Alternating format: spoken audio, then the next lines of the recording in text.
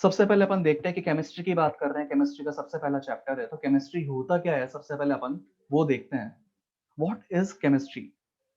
कभी भी केमिस्ट्री की बात करते हैं ना तो माइंड में सबसे पहला फील आता है, कोई पूछे केमिस्ट्री क्या होता है, आपके दोस्त ने पूछा कि यार बता केमिस्ट्री क्या होता है, तो केमिस्ट्री के नाम से फील आता है केमिकल। या जो नहीं भी जानता ना, कोई थोड़ा सा साइंस से रिलेटेड नहीं होगा, उससे भी अगर पूछोगे केमिस्ट्री क्या है तो सबसे पहले माइंड में आएगा केमिकल। तो what is chemistry? Chemistry is basically it is related to matter. Matter से रिलेटेड है केमिस्ट्री। केमिस्ट्री होता क्या है? Chemistry is that branch of science, सुनना ध्यान से, chemistry is that branch of science that deals with study of matter, its composition,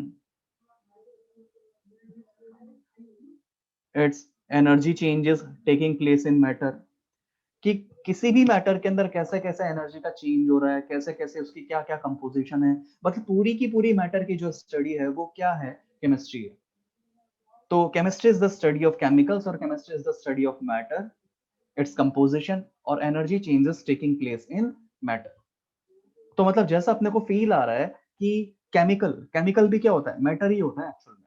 तो मतलब अपन बार बार केमिस्ट्री को मैटर से रिलेट कर रहे हैं, केमिस्ट्री को मैटर से रिलेट करते हैं, तो मैटर बहुत जरूरी पार्ट हो गया केमिस्ट्री को समझने के लिए। तो अपन मैटर की बात करते हैं। अपन मैटर क्या होता है? मैटर जो होता है, matter anything which occupies space, पूरी यूनिवर्स में ऐसी कोई सी भी चीज, anything which occupies space, which has mass or which can be felt by any of our five senses is called matter। पूरे यूनिवर्स की ऐसी कोई सी भी चीज जो थोड़ा सा भी स्पेस ऑक्यूपाई कर रही है, जिसका थोड़ा सा भी मास है, जो आप फील कर सकते हो, वो सब किसकी कैटेगरी में आ जाएगा? मैटर की कैटेगरी में आ जाएगा। केमिकल भी मैटर की कैटेगरी में, केमिकल कैसे मैटर की कैटेगरी में वो अपन देखेंगे। पर क्या बोला मैंने? Anything which occupies space, has mass और which can be felt by any of our five senses is called matter. अब जैसे मान लो कि आपके हाथ में पेन है। अब जो पेन आपके हाथ में है, आप बताओ उसको फील कर सकते हो? उसका कुछ ना कुछ मास होगा ना, उसका कुछ ना कुछ, उसको आप फील कर सकते हो, उसका कुछ ना कुछ मास होगा। तो ये किसकी कैटेगरी में आ गया? मैटर की। उसका कुछ ना कुछ वॉल्यूम है, मैटर हो गया मतलब वो। जैसे मान लो हो सकता है कि आपके पास एक पानी का ग्लास रखा हुआ हो। अब उस पानी के ग्लास के लिए अगर अपन देखें तो देखो, या मान लो कि सुबह सुबह क्लास होती है आपकी, सुबह सुबह आपकी क्लास होती है। अब आपकी नींद नहीं खुली। अब आपका जो ब्रदर है या आपकी जो सिस्टर है या आपके जो पेरेंट्स हैं, उन्होंने क्या किया? उनको पता है कि यार ये बहुत निकम्मा है, लेट उठता है, इसकी आदत है लेट उठने की। उन्होंने क्या किया? सीधे पानी आपके ऊपर डाल दिया। जब आपके ऊपर पानी डाला तो ऑब्वियसली आपको फील हुआ ना, पानी आपको फील हुआ, मतलब उसके कुछ पार्टिकल्स होंगे, आप उसको फील भी कर पा रहे हो, उसका कुछ ना कुछ मास भी हो गया। तो मतलब पेन जो था वो फिजिकल स्टेट सॉलिड में था, जो मैटर था। और ऐसे ही वाटर जो है फिजिकल स्टेट लिक्विड में है, जो मैटर है।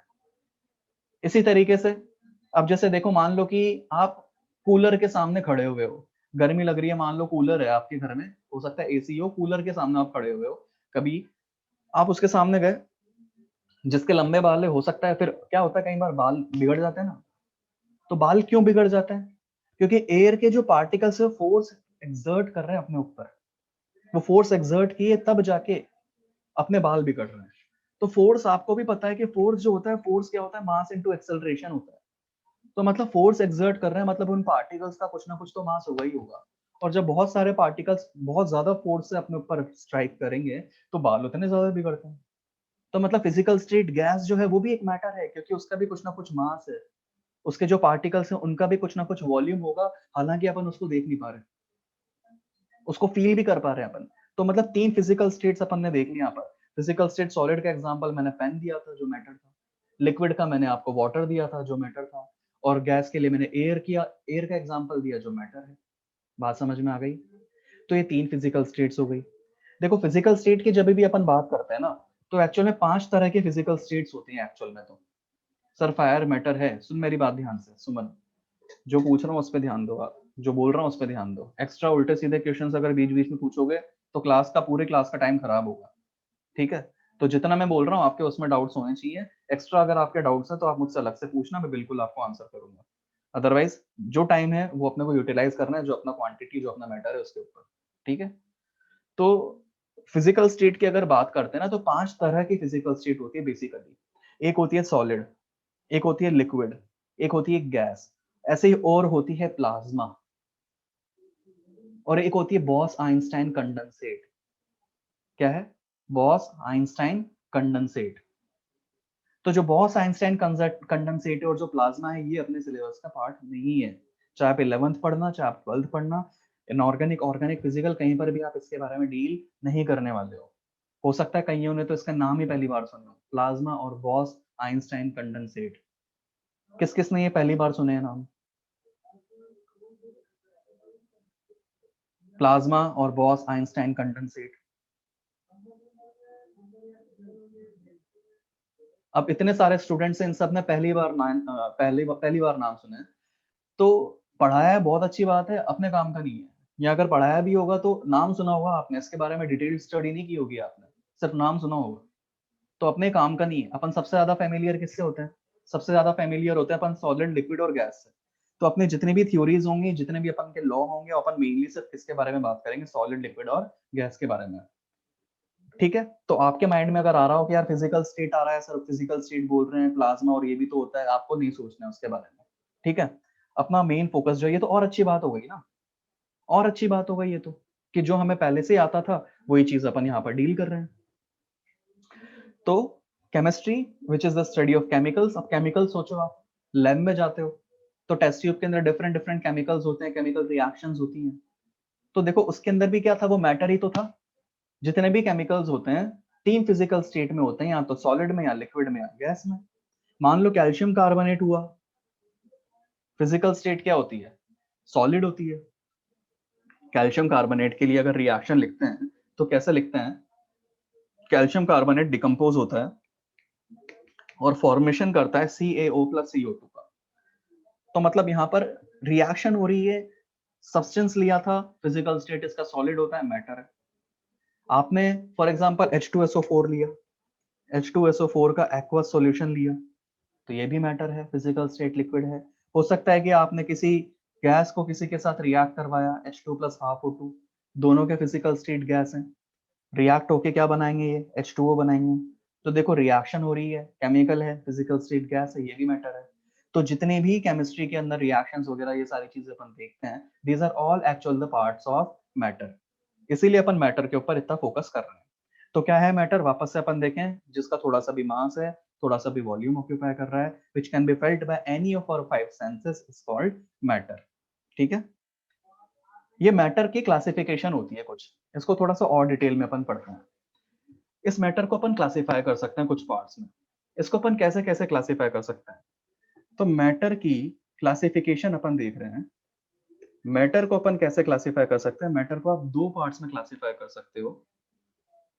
Sir did we have to write it down? मैं जब अपना लेक्चर खत्म होगा ना, तब मैं आपको इसका PDF कन्वर्ट करके दूंगा, जिसके अंदर ये इंक वगैरह जो भी सारी चीजें मैं टाइप कर रहा हूँ वो मैं आपको पूरा आपके पास आएगा। ठीक है ना? तो आपको जब नोट्स बनवाने होंगे तो आप उसको आप अच्छे से जब टाइम हो तब आप नोट करते रहना। ठीक है, मैटर को अपन दो पार्ट्स में क्लासिफाई कर सकते हैं। दो पार्ट्स में कैसे क्लासिफाई कर सकते हैं? एक on the basis of physical state और दूसरा on the basis of chemical composition. Physical state और केमिकल कंपोजिशन के बेसिस पर अपन इसको क्लासिफाई कर सकते हैं। फिजिकल स्टेट के बेसिस पर जैसा मैंने आपको बोला कि सर तीन फिजिकल स्टेट अपने को ध्यान रखनी है। कौन कौन सी? सॉलिड, लिक्विड और तीसरी physical state gas. Chemical composition में दो पार्ट्स में अपन इसको क्लासिफाई कर सकते हैं, एज प्योर सब्सटेंस, और दूसरा जो है वो क्या हो जाता है? मिक्सचर। प्योर सब्सटेंस में हम कैटेगराइज करते हैं एलिमेंट और कंपाउंड को, और ऐसे ही हम मिक्सचर के अंदर क्लासिफाई करते हैं as homogeneous and heterogeneous mixture. तो सबसे पहले अपन स्टार्ट करते हैं फिजिकल स्टेट से, कि मैटर का जो फिजिकल स्टेट वाला पार्ट है वो क्या है, या फिर सॉलिड, लिक्विड और गैस में क्या क्या डिफरेंसेस है। ठीक है, तो सॉलिड, मैं 3 पार्टीशंस कर देता हूं, सॉलिड, लिक्विड और गैस को समझने के लिए। सॉलिड, लिक्विड और गैस। सॉलिड के अंदर, लिक्विड के अंदर और गैस के अंदर। पहली बात तो आपको याद होगा, एक साइंटिस्ट है डाल्टन, नाम सुना है डाल्टन का? नाम सुना है डाल्टन? आपने आपने सुना होगा डाल्टन की एक एटॉमिक थ्योरी होती है, डाल्टन एटॉमिक थ्योरी। सुना है डाल्टन एटॉमिक थ्योरी? डाल्टन क्या बोलता है? डाल्टन बोलता है कि जितने भी मैटर होते हैं ना, मैटर के चाहे कोई भी फिजिकल स्टेट हो, जितने भी मैटर होते हैं, these are made up of atoms. बहुत छोटे छोटे पार्टिकल से मिलकर बना हुआ होता है, एटम्स हो गए, मॉलिक्यूल्स हो गए, छोटे छोटे पार्टिकल से मिलकर बने हुए होते हैं, चाहे कोई भी फिजिकल स्टेट हो। तो जैसे सॉलिड, लिक्विड, गैस तीनों फिजिकल स्टेट मैटर की है, तो डाल्टन के अकॉर्डिंग इनमें पार्टिकल्स भी होने चाहिए। तो ये पार्टिकल्स का अगर अरेंजमेंट अपन देखें, तो पार्टिकल्स का अरेंजमेंट किस तरीके से होता है? पार्टिकल्स कुछ इस तरीके से अरेंज्ड होते हैं सॉलिड में। लिक्विड में पार्टिकल्स थोड़े से फ्री होते हैं, और गैस में पार्टिकल्स और ज्यादा फ्री होते हैं। ठीक है। अब जैसे अगर पार्टिकल पार्टिकल के बीच के डिस्टेंस की बात करें, अगर अपन पार्टिकल पार्टिकल के बीच का डिस्टेंस, यानी कि हम क्या बोल सकते हैं, इंटर पार्टिकल, क्या बोल सकते हैं, इंटर पार्टिकल डिस्टेंस। तो पार्टिकल पार्टिकल के बीच का डिस्टेंस यानी कि इंटर पार्टिकल डिस्टेंस, बताओ मिनिमम किस में है? मिनिमम किस में है? इंटर पार्टिकल डिस्टेंस मिनिमम किस में है? डिस्टेंस मिनिमम, कोई बोल रहा है गैस, भाई सॉलिड में। पार्टिकल सबसे पास किस में है? सॉलिड में। तो मैं बोल सकता हूँ पार्टिकल सबसे पास सॉलिड में है, यानी उनके बीच का डिस्टेंस कम से कम है, यानी कि मैं बोल सकता हूँ इंटर पार्टिकल डिस्टेंस जो है वो सॉलिड के केस में क्या है, मिनिमम। अच्छा, मैक्सिमम किस में होगा? मैक्सिमम, मैक्सिमम होगा गैस में, यानी कि इंटर पार्टिकल डिस्टेंस मैं बोल सकता हूँ कि मैक्सिमम होगा गैस में। और लिक्विड में क्या होगा? ना सॉलिड जैसा ना गैस जैसा, इंटरमीडिएट होगा, इंटरमीडिएट। इसी तरीके से देखो, फोर्सेस की अगर अपन बात करें ना, तो दो तरह के फोर्सेस होते हैं। जैसे एक होता है अट्रैक्शन फोर्स और एक होता है रिपल्सिव फोर्स। अट्रैक्शन फोर्स की अगर अपन बात करें, दो पार्टिकल्स के बीच का जो अट्रैक्शन फोर्स है उसको मैं बोलूंगा inter particle force of attraction. तो मैं बोलूंगा इसको inter particle, inter particle attraction, inter particle attraction force. अब एक चीज मुझे ये बताओ, जब किसी में अट्रैक्शन फोर्स होगा तो पार्टिकल्स पास आएंगे या दूर जाएंगे? अगर अट्रैक्शन फोर्स होगा तो पार्टिकल्स पास आएंगे या दूर जाएंगे? पास आएंगे। तो बताओ कि जब सबसे पास में सॉलिड में है पार्टिकल्स, तो अट्रैक्शन फोर्स इसमें मैक्सिमम होगा कंपेयर करने पर या मिनिमम होगा?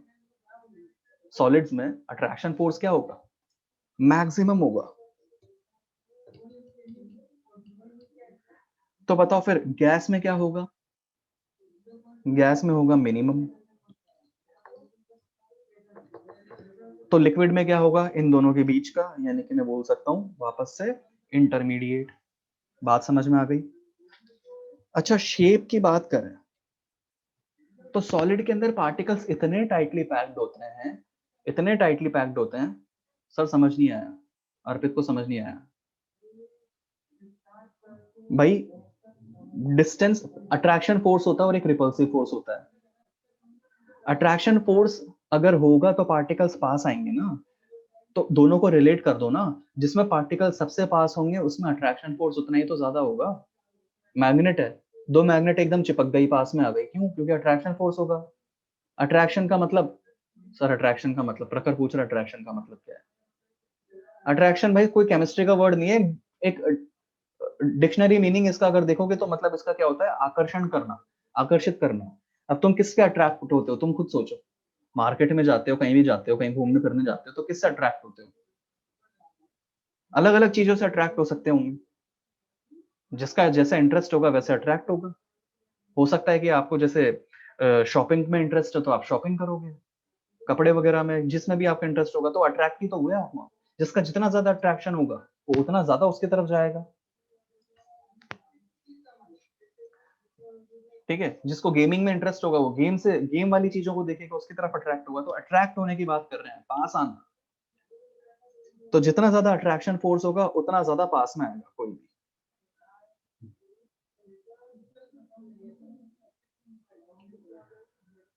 अब अपन सॉलिड के अंदर बात कर रहे थे, सॉलिड में पार्टिकल्स इतने पास में होते हैं कि उसके पार्टिकल्स एक डेफिनेट शेप कैरी कर लेते हैं।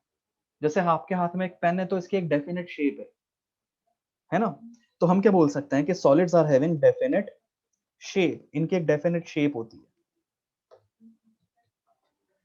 लिक्विड की अगर अपन बात करें ना, तो लिक्विड के केस में क्या होता है कि जैसे मान लो कि 5 लीटर कैपेसिटी का कंटेनर था, उस 5 लीटर कैपेसिटी के अंदर हमने सिर्फ 1 लीटर पानी डाला। तो पहली बात तो जितना भी पानी आपने डाला वो किसका शेप ऑक्यूपाई करेगा, जिस कंटेनर में आपने लिया हुआ है। अगर मान लो कि जग होगा तो जग का शेप ऑक्यूपाई करेगा। अगर मान लो कि एक वेसल था, पतली सी एक ट्यूब थी लंबी सी, तो उस ट्यूब का वॉल्यूम ऑक्यूपाई करेगा, उसका शेप ऑक्यूपाई करेगा। आपने मान लो कि जो हमारे पास कंटेनर था उसको आपने ढोल दिया, पानी ढोल दिया, तो वो नीचे जाएगा, शेप चेंज कर लेगा, अब वो फ्लैट हो जाएगा। तो उसकी शेप फिक्स नहीं है, जबकि सॉलिड की शेप फिक्स है। सॉलिड के अंदर तो देख लो, एक कंटेनर के अंदर अगर मान लो आइस क्यूब आपने डाल दिया ना, तो आइस क्यूब उतना ही उसका शेप रखेगा, मतलब उसको चाहे बाहर भी कर दोगे तो भी उतना ही उसका शेप रहेगा, जब तक वो मेल्ट नहीं हो रहा है तब तक। तो सॉलिड की तो एक फिक्स शेप है, मगर लिक्विड तो वैसे मोल्ड होता रहता है। तो लिक्विड की हम क्या बोल सकते हैं, इनडेफिनेट शेप है। क्या है, इनडेफिनेट शेप है।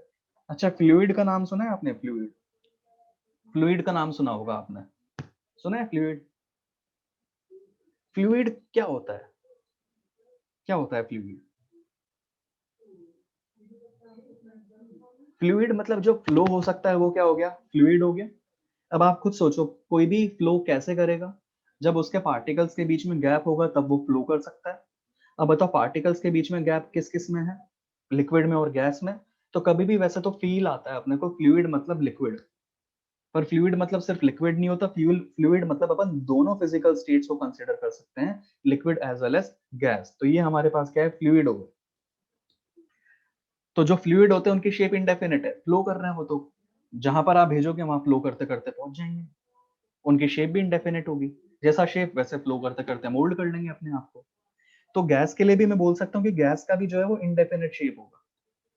क्या होगा, इंडेफिनिट शेप होगा।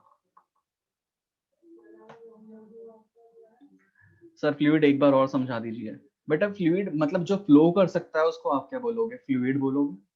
फ्लो करने का मतलब क्या हो गया, बहना। पानी भी बहता है तो हवा भी बहती है।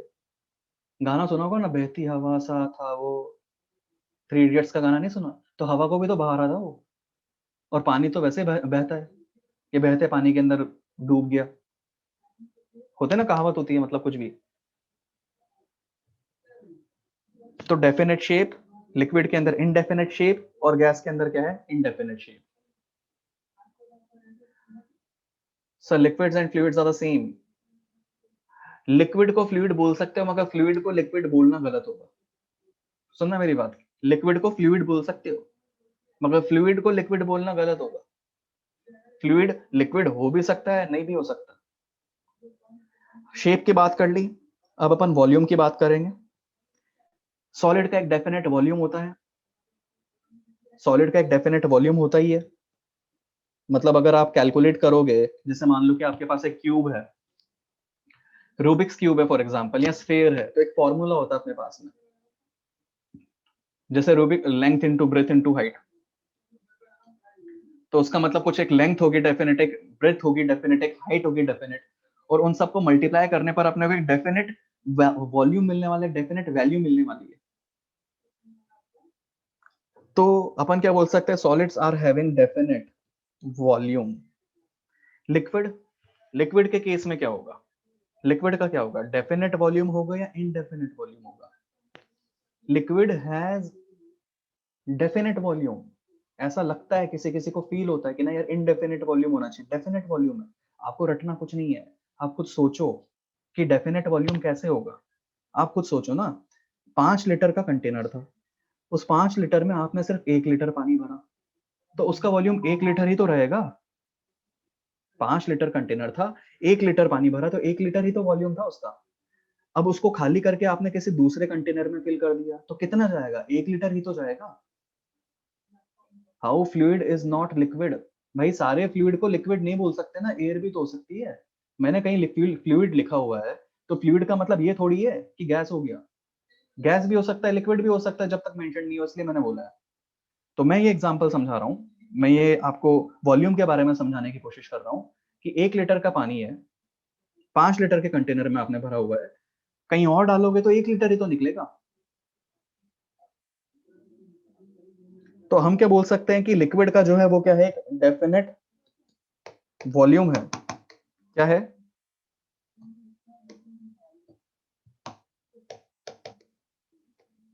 एक डेफिनेट वॉल्यूम है।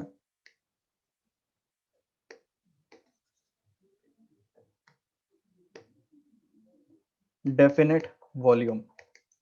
अच्छा, गैस के लिए क्या होगा? Indefinite volume. गैसेस क्या करती हैं? Gases occupy the volume of container. जिस कंटेनर में डालोगे उसका वॉल्यूम ऑक्यूपाई कर लेती है।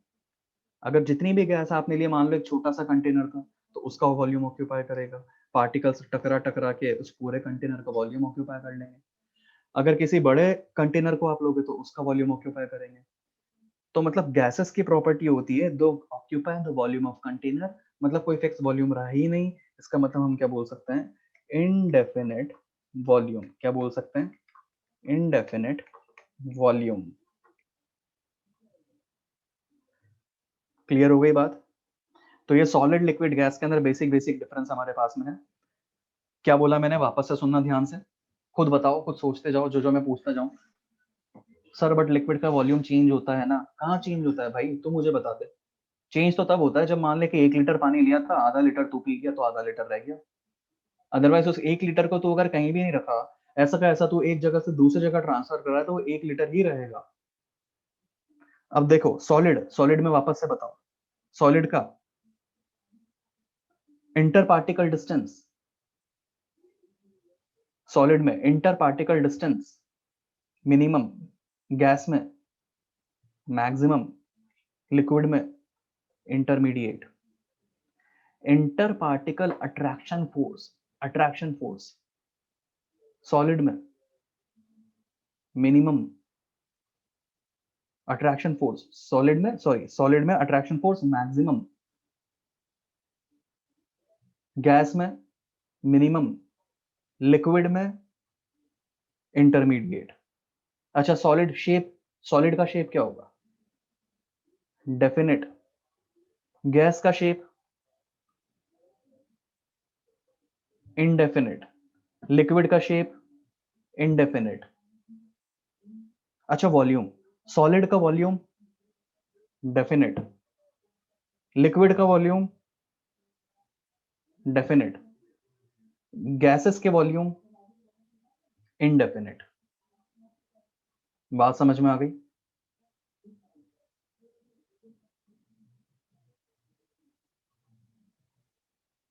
समझ में आ गई बात? अच्छा, कंप्रेसिबिलिटी की अगर बात करें, सर गैस का वॉल्यूम नहीं समझ में आया। कंप्रेसिबिलिटी की अगर बात करें तो कंप्रेसिबिलिटी बताओ।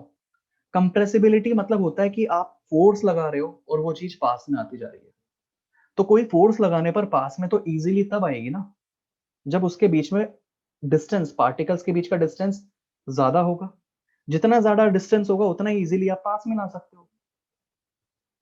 जो पहले से अगर पास में होगा तो वो और पास में कैसे आ सकता है, और कंप्रेस कैसे हो सकता है?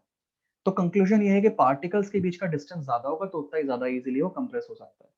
तो सबसे ज्यादा कंप्रेसिबिलिटी किसकी होगी? गैस की। उसके बाद किसकी कंप्रेसिबिलिटी? लिक्विड की। और सबसे कम कंप्रेसिबिलिटी किसकी? सॉलिड की। अदरवाइज ये बेसिक बेसिक डिफरेंसेस है जो मैंने यहाँ पर लिखे हुए हैं। आगे बढ़ते हैं अपन। तो सॉलिड, लिक्विड और गैस, ये अपने पास 3 फिजिकल स्टेट। इसके अंदर अगर अपन देखें, सर कंप्रेस वाला नहीं समझे भाई। कंप्रेस मतलब खुद ऐसे सोचे ना, एक तेरे पास कंटेनर है, उसके अंदर तूने, या मान ले बैलून है, बैलून के अंदर तूने एयर फिल कर रखा है और तूने उसी के अंदर लिक्विड फिल कर रखा है। जब एयर होता है ना तो एयर बहुत इजीली कंप्रेस हो जाती है। मगर लिक्विड इजीली कंप्रेस नहीं होता। या फिर मान ले कोई भी चीज है तेरे पास में, भाई किसी के बीच में गैप ज्यादा है तो उतना ही इजीली तो पास में आ सकता है। अगर किसी के बीच में गैप ही कम है तो और कितना कंप्रेस करोगे, वो ज्यादा कंप्रेस हो ही नहीं सकता, तो उसकी कंप्रेसिबिलिटी कम हो गई। सॉलिड को अपन बोलते हैं या तो लेस कंप्रेसिबल या फिर इनकंप्रेसिबल। Solid, liquid, gas. अब देखो सॉलिड का मास, देखो मास तो चाहे सॉलिड हो चाहे लिक्विड हो चाहे गैस हो,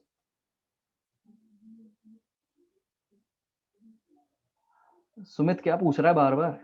लो temperature and high temperature gas can be change to liquid state, liquid nitrogen, क्या बोल रहा है?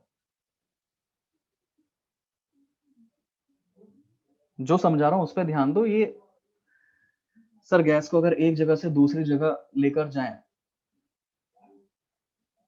करते समय चेंज होती है क्या? कंप्रेस करते समय वॉल्यूम चेंज होता है क्या? हाँ बिल्कुल, कंप्रेस करते टाइम वॉल्यूम चेंज होता है।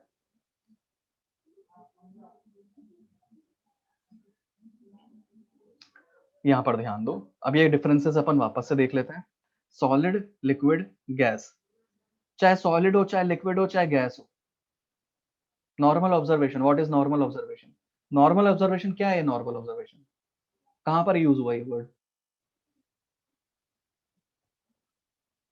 How liquid have definite volume. Gaurav का डाउट है how liquid is having a definite volume. बेटा वॉल्यूम सुनना भी ध्यान पे, यहां पर देखो आप, नॉर्मल ऑब्जर्वेशन या जो भी है, नॉर्मल ऑब्जर्वेशन का मतलब हो गया कि सॉलिड, लिक्विड, गैस नेचुरली अपन जो भी देख रहे हैं उसके अंदर अपन क्या क्या डिफरेंसेस उसके अंदर ऑब्जर्व करते हैं उसकी बात कर रहे हैं। जैसे यहाँ पर देखो, डेफिनेट शेप, डेफिनेट वॉल्यूम, ये सारे डिफरेंसेस जो यहाँ पर लिखे हुए हैं। डेफिनेट मास, जैसे सॉलिड, लिक्विड, गैस के अंदर तीनों के अंदर डेफिनेट मास लिखा हुआ है। अब कैसे डेफिनेट मास है? जैसे मान लो कि आपके पास एक कंटेनर है, उस कंटेनर में हमने क्या किया हुआ, आइस क्यूब रखा हुआ है। क्या रखा हुआ है? आइस क्यूब रखा हुआ है। अब देखो इस आइस क्यूब को अगर हम हीट सप्लाई की है तो अब ये किस में कन्वर्ट हो गया? लिक्विड में कन्वर्ट हो गया। अब मैं और हीट सप्लाई किया तो अब ये किस में कन्वर्ट हो गया? वेपर में कन्वर्ट हो गया।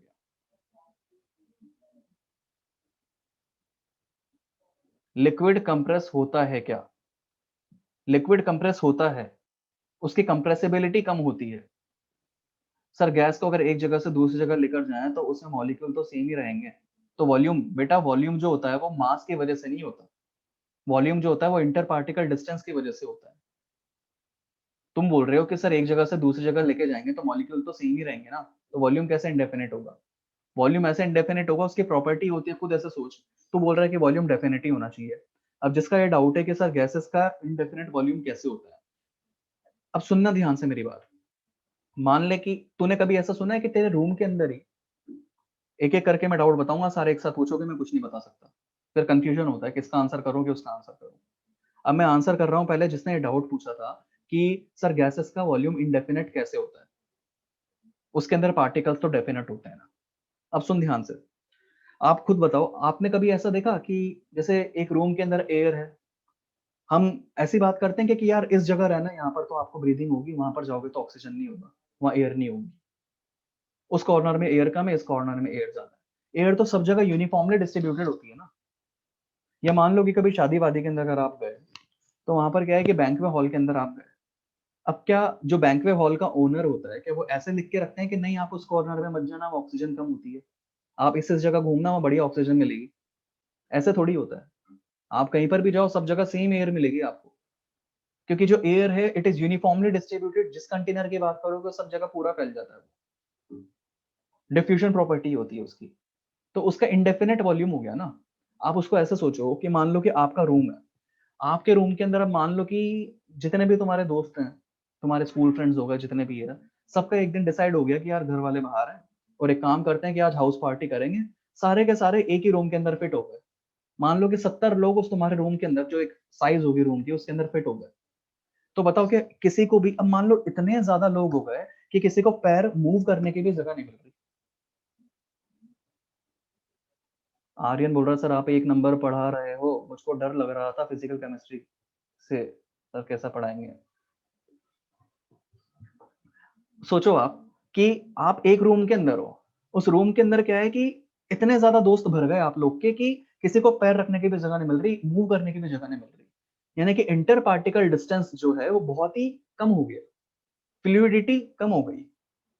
अब मान लो कि अपन ने क्या किया, उसी को एक हॉल के अंदर छोड़ दिया। हॉल के अंदर छोड़ दिया, पार्टिकल्स अभी भी उतने ही हैं, मगर जब जगह ज्यादा मिली तो फ्लो तो कर सकते हैं ना, वो इधर उधर मूव करेंगे कि नहीं करेंगे, या अभी भी उतना ही स्पेस ऑक्यूपाई करेंगे, उतना ही वॉल्यूम ऑक्यूपाई करेंगे? ऑब्वियसली जब जगह मिलेगी तो इधर उधर जाएंगे ही सही, वॉल्यूम तो बड़ा ही सही। कोई कहाँ जाएगा, कोई कहाँ जाएगा, कोई वॉशरूम जाएगा, कोई इससे मिलेगा, कोई इससे मिलेगा, पर पार्टिकल्स तो अभी भी उतने ही है ना। तो पार्टिकल्स उतने ही है अभी भी, बस वॉल्यूम चेंज हो गया। तो ऐसे गैस के साथ होता है कि पार्टिकल्स तो उतने ही है, मगर वॉल्यूम चेंज हो जाता है, वो जैसे ही जगह मिलती है वैसे भागने लग जाता है। समझ में आया कि इनडेफिनेट वॉल्यूम क्यों होता है?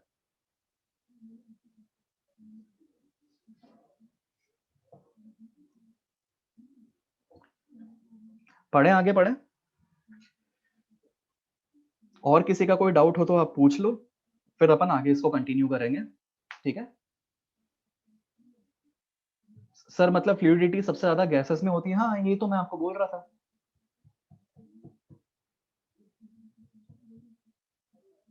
बेटा ये स्पंज जो होता है ना, स्पंज जैसे एग्जांपल्स आपके 12th के अंदर आएगा एक चैप्टर सरफेस केमिस्ट्री, उसके अंदर आप पढ़ोगे। अदरवाइज सेमी सॉलिड फॉर्म होती है, उसके अंदर एयर और सॉलिड फिजिकल स्टेट दोनों का मिक्सचर होता है उसके अंदर, वो 12th में पढ़ोगे। अभी आप उसमें ज्यादा डिटेल में नहीं जाओ, बेसिक बेसिक से अपन स्टार्ट कर रहे हैं।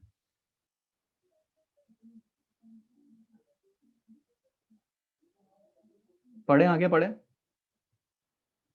आपके जो पर्सनल डाउट्स है ना, आप मुझे भेजना, मैं पूरे क्लियर करूंगा। अभी अपन का जो जो अपन पढ़ रहे हैं उस पर फोकस करते हैं, क्योंकि आप देख लो जो टाइम है उसके अंदर जो कंटेंट होगा वो पढ़ेंगे तो ज्यादा फायदा होगा। तो सॉलिड देखो, सॉलिड, लिक्विड, गैस। मैं ये समझा रहा था कि जैसे मान लो कि एक कंटेनर के अंदर अपन ने क्या किया कि आइस क्यूब लिख रखा हुआ है, हमने हीट सप्लाई किया, उसका फिजिकल स्टेट चेंज हो गया लिक्विड में। हमने और हीट सप्लाई किया, उसका फिजिकल स्टेट चेंज होके किस में चला गया, गैस में कन्वर्ट हो गया, ठीक है? अब मुझे ये बताओ, पहली बात तो किसी का भी जो मास होता है वॉल्यूम की वजह से होता है या उसके पार्टिकल्स की वजह से होता है? उसके पार्टिकल्स की वजह से होता है। अगर पार्टिकल्स के नंबर चेंज नहीं हो रहे ना, तो उसका मास भी चेंज नहीं होगा। क्या बोल रहा हूं मैं? अगर किसी भी सब्सटेंस के नंबर ऑफ एटम्स चेंज नहीं हो रहे ना, तो उसका मास भी चेंज नहीं होगा। तो देखो यहाँ पर, जब अपन चाहे सॉलिड था, चाहे लिक्विड था, चाहे गैस था, पार्टिकल्स अभी भी उतने ही है, बस उनका वॉल्यूम चेंज हो रहा है, उनके बीच के अट्रैक्शन फोर्सेस चेंज हो रहे हैं। पार्टिकल्स अभी भी उतने ही है, पार्टिकल अभी भी कंटेनर में। तो अगर पार्टिकल अभी भी कंटेनर में है, तो इसका मतलब शुरुआत से लेकर एंड तक चाहे कोई भी फिजिकल स्टेट हो, उनका मास तो कांस्टेंट है, डेफिनेट है। इसीलिए हमने चाहे सॉलिड हो, चाहे लिक्विड हो, चाहे गैस हो, तीनों के अंदर डेफिनेट मास लिखा हुआ है। अब आए वॉल्यूम पे, तो वॉल्यूम हमने अभी डिस्कस किया था। सॉलिड का डेफिनेट वॉल्यूम होता है, लिक्विड का डेफिनेट वॉल्यूम होता है, गैसेस का इनडेफिनेट वॉल्यूम होता है, ठीक है? शेप, ये सारी चीजें अपन अभी डिस्कस किए थे। शेप, सॉलिड का डेफिनेट शेप, लिक्विड का इनडेफिनेट शेप, गैसेस का इनडेफिनेट शेप।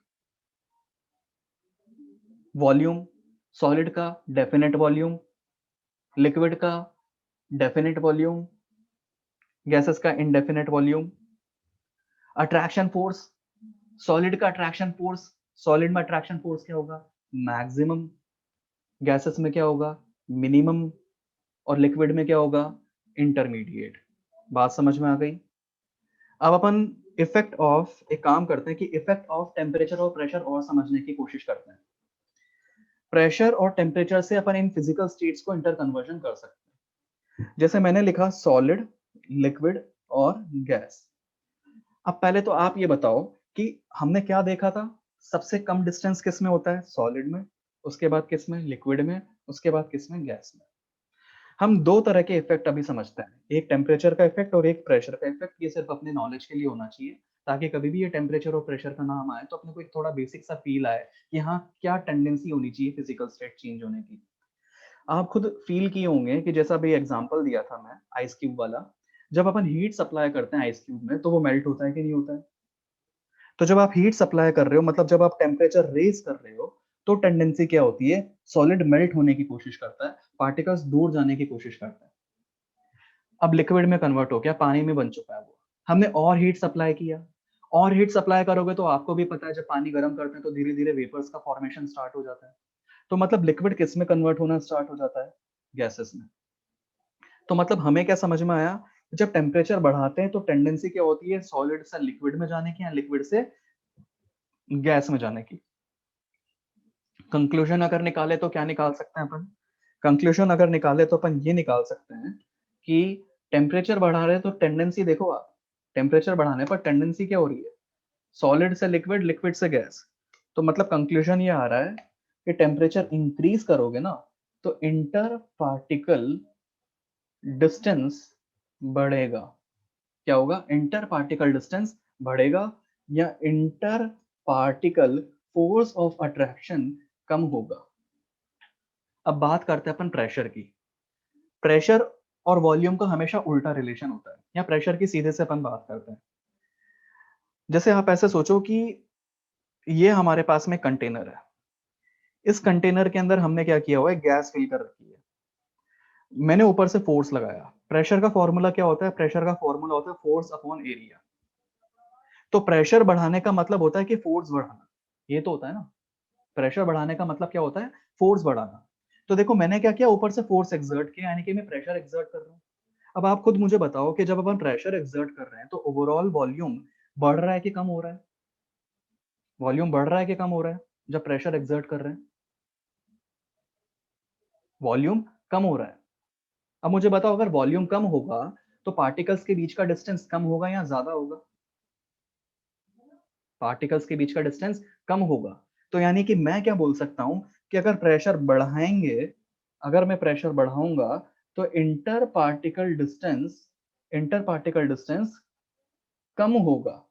अब मुझे बताओ, अगर इंटर पार्टिकल डिस्टेंस कम होगा तो टेंडेंसी क्या होनी चाहिए? हम बोल सकते हैं कि प्रेशर बढ़ाओगे, पार्टिकल्स पास आएंगे तो गैस से लिक्विड जाने की टेंडेंसी होगी और लिक्विड से सॉलिड जाने की टेंडेंसी होगी।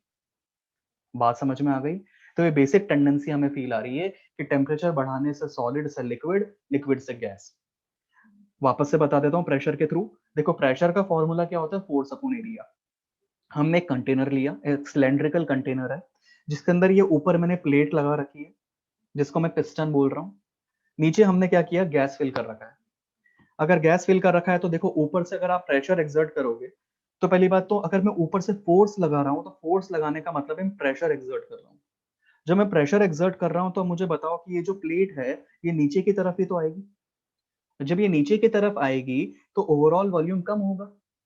जब ओवरऑल वॉल्यूम कम होगा मतलब पार्टिकल्स के बीच का डिस्टेंस कम हो रहा है। जब पार्टिकल्स के बीच का डिस्टेंस कम हो रहा है तो देखो रिलेट करो सारी चीजों को। प्रेशर बढ़ाने से पार्टिकल्स के बीच का डिस्टेंस कम होगा। पार्टिकल्स के बीच का डिस्टेंस कम होने से क्या हो रहा है? टेंडेंसी क्या होनी चाहिए? गैस से लिक्विड, लिक्विड से सॉलिड। आप बोल रहे हैं कि सर एक और एग्जांपल बताओ लिंकिंग विद प्रेशर। अच्छा ठीक है, एक और एग्जांपल दे देता हूं भाई मेरे। आपने एक नाम सुना होगा, एलपीजी। एलपीजी का फुल फॉर्म क्या होता है? एलपीजी का फुल फॉर्म क्या होता है? एलपीजी का फुल फॉर्म होता है लिक्विफाइड पेट्रोलियम गैस। देखो दो चीजें बोल दी आपने, लिक्विफाइड पेट्रोलियम गैस।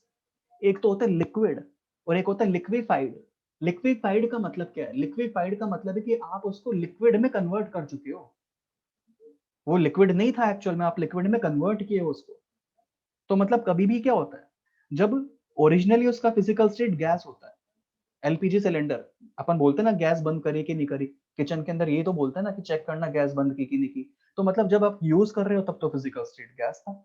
ऐसा थोड़ी था जब गैस कुछ कुक करना होता है तो जब अपन ऑन ऑन करते हैं ऑफ करते हैं तो क्या लिक्विड निकलता है क्या? क्या फ्लेम्स निकल रही है उसमें से लिक्विड निकल रहा है? गैस ही तो निकलती है। तो देखो सिलेंडर में से गैस निकली मगर अंदर क्या था? लिक्विड था वो। तो अंदर है ना वो लिक्विड में तब कन्वर्ट हुआ था जब उसका प्रेशर बढ़ाया गया था। तो प्रेशर बढ़ाने की वजह से ही वो जो गैस था वो किस में कन्वर्ट हुआ था? लिक्विड में। तो ये डेली एग्जांपल भी हो गया। टेम्परेचर एक बार और बता दीजिए भाई। आप टेम्परेचर को अगर आपको समझना है ना तो सबसे सिंपल सा तरीका है, सब प्रेशर से टेम्परेचर भी चेंज होता है क्या? बेटा ये सारी चीजों में प्रेशर को टेम्परेचर से चेंज करना नहीं करना ये सब आप खेलोगे इसके बीच में। आगे जाके एक इक्वेशन आएगी, आइडियल गैस इक्वेशन। जब वो आइडियल गैस इक्वेशन आप पढ़ लोगे ना, PV is equal to NRT, तब आप बहुत इजीली इन सब चीजों को अच्छे से समझ सकते हो। अभी टेम्परेचर में दोबारा समझा देता हूँ, किसी का डाउट था कि सर टेम्परेचर वाला पार्ट दोबारा। टेंडेंसी वंस मोर, टेंडेंसी वाला क्या मतलब? टेंडेंसी का क्या था, कौन किस में मैंने वर्ड यूज किया था टेंडेंसी? बार बार आपका डाउट आ रहा है, tendency once more. Temperature decrease and pressure increase, gas change into liquid. हाँ, ये अपने पास कंक्लूजन है। प्रेशर अगेन, प्रेशर ये तो बता रहा हूँ भाई। प्रेशर, प्रेशर के अंदर दोबारा बता रहा हूँ मैं, देखो प्रेशर, देखो प्रेशर बढ़ाने का मतलब क्या होता है? प्रेशर बढ़ाने का मतलब होता है कि पार्टिकल्स का पास आना। अगर पार्टिकल्स पास में आते हैं तो बताओ, आप खुद सोचो, अगर पार्टिकल्स पास में आएंगे तो टेंडेंसी क्या होगी? भाई सॉलिड लिक्विड गैस इन सब के अंदर एक रेंज होती है पार्टिकल्स के डिस्टेंस की। सॉलिड में पार्टिकल्स के डिस्टेंस की एक रेंज होगी, लिक्विड में पार्टिकल्स के डिस्टेंस की रेंज होती है, और ऐसे गैसेस के अंदर होती है। सबसे ज्यादा डिस्टेंस जो होता है वो गैसेस में होता है, उसके बाद लिक्विड में, और सबसे कम किस में होता है? सॉलिड में। तो जब आप प्रेशर बढ़ा रहे हो तो पार्टिकल्स पास आ रहे हैं। जैसे जैसे पार्टिकल्स पास आएंगे तो डिस्टेंस कम होते होते किसके पास जाने की कोशिश करेगा? ये लिक्विड में कन्वर्ट होने की कोशिश करेगा।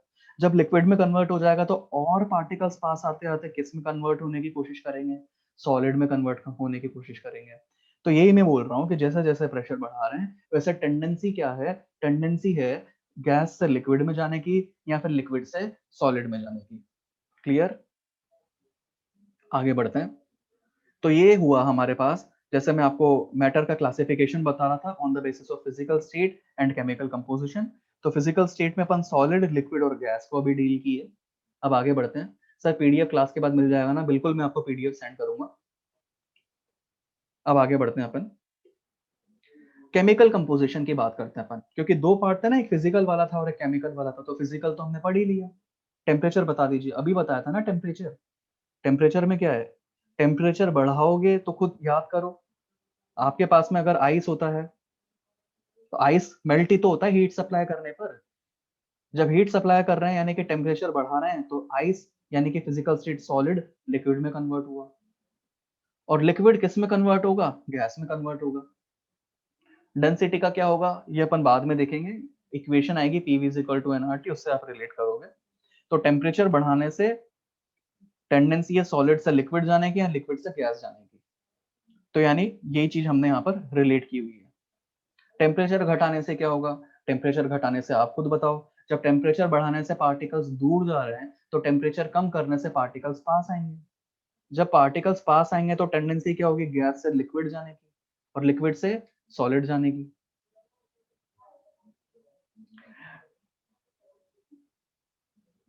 चंद्र प्रकाश का डाउट है, टेम्परेचर इंक्रीज करना या एनर्जी प्रोवाइड करना एक ही बात है क्या? अभी के लिए आपको उसको एक ही बात में ट्रीट करना है, ठीक है?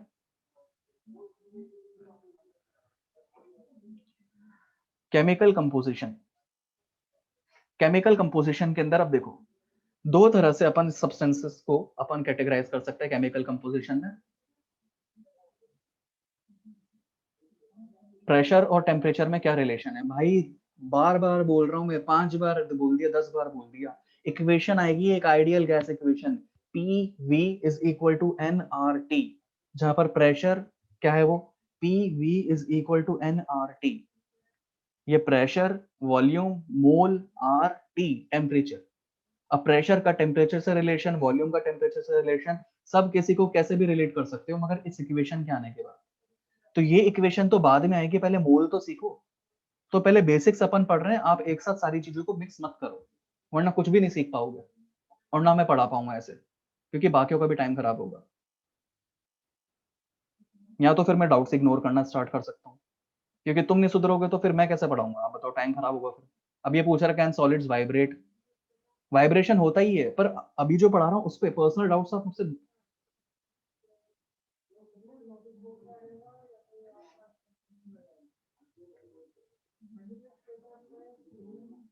पढ़े भाई।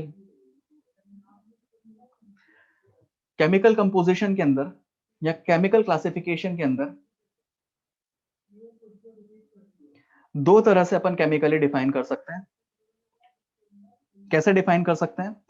प्योर सब्सटेंस और मिक्सचर, जैसा मैं आपको बताया था। तो उसी में अपन सबसे पहले देख रहे हैं प्योर सब्सटेंस। प्योर सब्सटेंस का मतलब क्या है? बहुत इंपॉर्टेंट है, केमिकल क्लासिफिकेशन बहुत जरूरी है, मैं आपको कह रहा हूं बार बार, ये ध्यान से समझ लो। सारी चीजें सोचना बंद कर दो, केमिकल क्लासिफिकेशन ध्यान से समझ लो। केमिकल क्लासिफिकेशन में सबसे पहले अपन पढ़ रहे हैं प्योर सब्सटेंस। प्योर सब्सटेंस अपन किसको बोलते हैं? प्योर सब्सटेंस अपन उन सब्सटेंसेस को बोलते हैं जो सिंगल टाइप ऑफ सब्सटेंस से मिलके बने हो। Pure substance are those substances which are made up of single type of substance। जो सिंगल टाइप ऑफ सब्सटेंस से मिलके बने होंगे उसको अपन क्या बोलेंगे? Pure substance. अब बात आती है sir single type of substance से क्या मतलब है? सिंगल टाइप ऑफ सब्सटेंस से मेरा मतलब है कि जैसे मान लो कि जैसे मैंने लिखा ग्रेफाइट या फिर मैंने लिखा जैसे डायमंड, तो ये जो ग्रेफाइट और डायमंड है ना, ये एक्चुअल में कार्बन के ही एलोट्रॉप्स होते हैं, या फिर अपन बोल सकते हैं कि कार्बन के ही फॉर्म होते हैं। अब ग्रेफाइट और डायमंड मतलब इसके अंदर चाहे ग्रेफाइट लोगे चाहे डायमंड लोगे, सारे के सारे एटम्स जो है वो कार्बन के होते हैं। अब मान लो कि आपके पास में क्या है, 60 ग्राम ग्रेफाइट है, 60 ग्राम्स ऑफ ग्रेफाइट है, तो ग्रेफाइट जो है वो उसके अंदर सारे के सारे एटम्स किसके होंगे? कार्बन के होंगे। तो अगर मान लो कि मैं किसी भी एक पार्टिकल को उठाऊंगा तो बार बार इनडायरेक्टली मुझे क्या मिलेगा? कार्बन ही तो मिलेगा।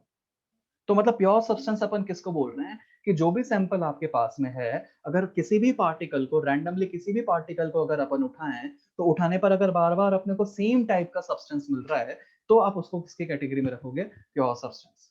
ठीक है। तो ग्रेफाइट का एग्जांपल जैसे मैंने लिया कि अगर ग्रेफाइट का 60 ग्राम सैंपल है, तो हर एक एटम 60 ग्राम जो बना था, पूरा 60 ग्राम जो सैंपल बना था, उस पूरे 60 ग्राम में हर एटम किसके वजह से होगा? कार्बन की वजह से। कार्बन कार्बन कार्बन कार्बन, मतलब वो पूरा 60 ग्राम कार्बन का जो सैंपल था, ग्रेफाइट का सैंपल था, वो क्या हो गया? प्योर सब्सटेंस हो गया। मैंने लिया जैसे चूना पत्थर, लाइमस्टोन। लाइमस्टोन का फॉर्मूला क्या होता है? CaCO3। अब मैंने ले लिया for example 100 gram calcium carbonate, यानी कि 100 ग्राम CaCO3। इस 100 ग्राम CaCO3 के अंदर चूना पत्थर आपने लिया हुआ है, तो अगर वो प्योर होगा ना, तो देखना जब भी आप उठाओगे ना, तो बार बार CaCO3 मिलेगा आपको। प्योर का मतलब कभी भी ये मत सोचना कि एक ही तरह का एटम होना चाहिए। किसी के मन में ये भी डाउट आ जाता है कि सर ये CaCO3 तो इम्प्योर होना चाहिए, सर इसमें तो 2 तरह के एटम आ गए ना, 3 तरह के एटम आ गए ना। प्योर सब्सटेंस का मतलब ये होता है कि जब भी जो भी सैंपल आपके पास में है, जब भी अगर आप उठाओगे तो एक ही टाइप का पार्टिकल बार बार मिलना चाहिए। फॉर एग्जाम्पल पानी लिया आपने, पानी पानी का फॉर्मूला क्या होता है? पानी का फॉर्मूला होता है H2O। अब मुझे बताओ अगर प्योर वाटर होगा, तो जब भी अगर आप उठाओगे तो बार बार किसका मॉलिक्यूल मिलेगा? पूरा H2O आपको मिलेगा, है ना? पूरा मॉलिक्यूल H2O का मिलेगा। तो फिर एक पार्टिकल उठाया फिर H2O मिलेगा, फिर एक पार्टिकल उठाया फिर H2O मिलेगा। तो मतलब ये प्योर सब्सटेंस हो गया। बात समझ में आ गई? तो what are pure substance? Pure substance are those substances which are made up of single type of substance. Single type से अगर मिलके बने होंगे तो उसको क्या बोलोगे? Pure substance. इन प्योर सब्सटेंस की कैटेगरी होती है, इसको दो पार्ट में अपन बोल सकते हैं, एक होता है एलिमेंट और एक होता है कंपाउंड। जैसे मैंने दो तरह के एग्जांपल लिए। जब मैंने कार्बन वाला एग्जांपल लिया तो उसमें सिंगल टाइप ऑफ एटम था, और जब मैंने कैल्शियम कार्बोनेट लिया या फिर पानी लिया तो उसमें एक से ज्यादा टाइप ऑफ एटम्स हैं। तो जब नंबर ऑफ एटम्स या टाइप ऑफ एटम्स चेंज होते हैं ना, तो टाइप ऑफ एटम चेंज होने के साथ साथ वो एलिमेंट और कंपाउंड की कैटेगरी में आ जाता है। एलिमेंट किसको बोलते हैं? एलिमेंट वो सब्सटेंस होता है जो सिंगल टाइप ऑफ एटम से मिलकर बना हुआ होता है। ये टाइप को एक बार डिस्कस करते हैं अपन, ये टाइप का मतलब क्या है? बार बार मैं टाइप पूछ रहा हूँ। मैं दो तरह के एग्जांपल लिख रहा हूँ, एक मैंने लिखा H2O2, एक लिखा मैंने H2O। आप मुझे ये बताओ कि O2, इस O2 के अंदर कितने टाइप ऑफ एटम्स हैं? कितने टाइप ऑफ एटम्स हैं बताओ O2 में? सिंगल टाइप ऑफ एटम है। कितने नंबर ऑफ एटम्स हैं? कितने नंबर ऑफ एटम्स है? 2 है, बिल्कुल सही है। अब इसी तरीके से H2O की बात करते हैं, कितने टाइप ऑफ एटम्स हैं? 2 टाइप्स ऑफ एटम्स है। कितने नंबर ऑफ एटम्स हैं? 3 नंबर ऑफ एटम्स हैं। तो अपने को एलिमेंट वो होता है जो सिंगल टाइप ऑफ एटम से मिलकर बना हुआ होता है। जैसे यहाँ पर देखो 60 ग्राम कार्बन था, या जितना भी आपने लिया था, सारे के सारे एटम्स जो है वो कार्बन के हैं, मतलब वो एलिमेंट है। पीरियोडिक टेबल आपको पता ही है, पीरियोडिक टेबल के अंदर आप सारे सिंबल से तो देखते हो इंडिविजुअल एलिमेंट्स के, हाइड्रोजन, हीलियम, लिथियम। कोई कंपाउंड थोड़ी होता है उन सब के अंदर कि आप कोई फॉर्मूला देखते होंगे उसके अंदर, नहीं। आप मरकरी ऐसे अलग अलग एलिमेंट्स के सिंबल देखते हो, तो सिंगल टाइप हो गया वो। तो सिंगल टाइप ऑफ एटम की बात कर रहे हो, तो मतलब वो क्या हो गया? एलिमेंट। इसीलिए तो आप एलिमेंट ही बोलते हो कि पीरियोडिक टेबल में कितने एलिमेंट्स हैं। तो एलिमेंट क्यों बोलते समझ में आया? क्योंकि वो इंडिविजुअल है, सिंगल सिंगल सब्सटेंस है। Cl2 इज एलिमेंट, बहुत अच्छा डाउट पूछा है कुमार मंगल ने। Cl2 is element. बेटा नंबर ऑफ एटम्स कितने ही हो, अगर टाइप ऑफ एटम सिंगल है ना तो एलिमेंट की कैटेगरी में आएगा। मैंने लिखा S8, बताओ एलिमेंट है कि नहीं है? एलिमेंट है कि नहीं है? एलिमेंट होगा। मैंने लिखा लेट एग्जांपल P4, एलिमेंट है कि नहीं है? एलिमेंट होगा। समझ में आ गई बात? कंपाउंड की बात करते हैं, एलिमेंट में सिंगल टाइप होना चाहिए। कंपाउंड की बात करते हैं, कंपाउंड में एक से ज्यादा टाइप होना चाहिए। टाइप की बात कर रहा हूं मैं, बार बार उस पर फोकस करना, टाइप्स ऑफ एटम एक से ज्यादा होना चाहिए। अब जैसे मैंने लिखा H2O, कितने टाइप? 2, तो कंपाउंड है। मैंने लिखा CO2, कितने टाइप? 2, तो कंपाउंड है। मैंने लिखा अमोनिया, कितने टाइप? 2, मतलब कंपाउंड है। मैंने लिखा C6H12O6, कितने टाइप हैं? 3, मतलब क्या है ये? कंपाउंड है। तो कंपाउंड मतलब अगर एक से ज्यादा टाइप ऑफ एलिमेंट अगर आ गए ना तो उसको आप क्या बोलोगे? कंपाउंड बोलोगे। क्लियर हो गई बात? तो चाहे एलिमेंट हो चाहे कंपाउंड हो, प्योर सब्सटेंस होते हैं। जैसे मैंने एग्जांपल दोनों के लिए थे, जब कार्बन ग्रेफाइट वाला एग्जांपल ले रहा था तो ये एलिमेंट का एग्जांपल हो गया, और जब मैं कैल्शियम कार्बोनेट या फिर पानी का एग्जांपल ले रहा था तो फिर वो क्या हो गया? वो एक कंपाउंड हो गया हमारे पास में। आलोक का डाउट है व्हाट इज अ मॉलिक्यूल। ये मॉलिक्यूल क्या होता है बेटा? बहुत सही चीज आप पूछ रहे हो, मैं आपको भी बताऊंगा। इसमें आपको कंफ्यूजन होता है किसी किसी को कि सर ये एलिमेंट, मॉलिक्यूल, कंपाउंड, इन सब में कंफ्यूजन होता है, किसको एलिमेंट बोलें, किसको मॉलिक्यूल बोलें, किसको कंपाउंड बोलें। कोई दिक्कत नहीं, यही मैं आपसे क्वेश्चन पूछूंगा, मैं समझाऊंगा इसको बहुत अच्छे से। कंपाउंड प्योर कैसे होगा? अब बेटा प्रियांशु, हो सकता है कि आप उस टाइम पर थोड़ा सा सेंस थोड़ा सा कम हो गया होगा, कंसंट्रेशन थोड़ा सा वीक हो गया होगा। मैंने आपको पहले ही बोला था, हम प्योर सब्सटेंस किसके बेसिस पर बोलते हैं? हम प्योर सब्सटेंस इसके बेसिस पर बोलते हैं कि जो भी सैंपल हमारे पास में है, उस सैंपल में जब आप एक एक पार्टिकल को उठाओगे तो बार बार वो सेम टाइप का ही निकलना चाहिए। तो कंपाउंड अगर मान लो कि आपने प्योर सब्सटेंस वाटर लिया हुआ है, मिल्क क्या है? मिल्क ना प्योर एलिमेंट है ना कंपाउंड है, प्योर सब्सटेंस की कैटेगरी में आता ही नहीं है। प्योर सब्सटेंस में दो ही चीजें आएंगी, या तो एलिमेंट आएगा या कंपाउंड आएगा। मिल्क का कोई केमिकल फॉर्मूला थोड़ी है कि हाँ भाई अपन ने लैब में बनाना स्टार्ट कर दिया दूध को, ऐसा थोड़ी होता है। Sir sand is a mixture और कंपाउंड, भाई sand is mixture, compound sand का कोई फॉर्मूला थोड़ी है। आगे बढ़े, तो ये एलिमेंट और कंपाउंड। अब अपन बात करते हैं, ये तो हमने किसके बारे में बात करी? Pure substance. एलिमेंट और कंपाउंड किस किस को समझ में आ गया? समझ में आ गया एलिमेंट और कंपाउंड।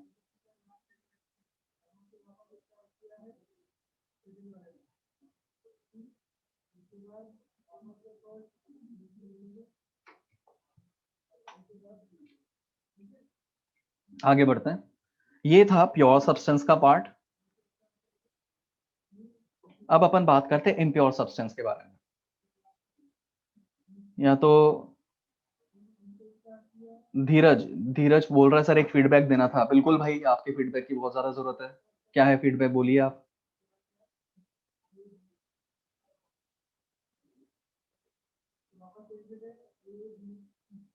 अब देखो क्लास का टाइम तो हो गया है, ओवरऑल आप बताओ। चलो क्लास का टाइम तो हो गया, ओवरऑल आप बताओ कैसा लगा ओवरऑल पढ़ के? कुछ समझ में आ रहा था कि नहीं आ रहा था, क्या था? एक बार एलिमेंट समझा दो।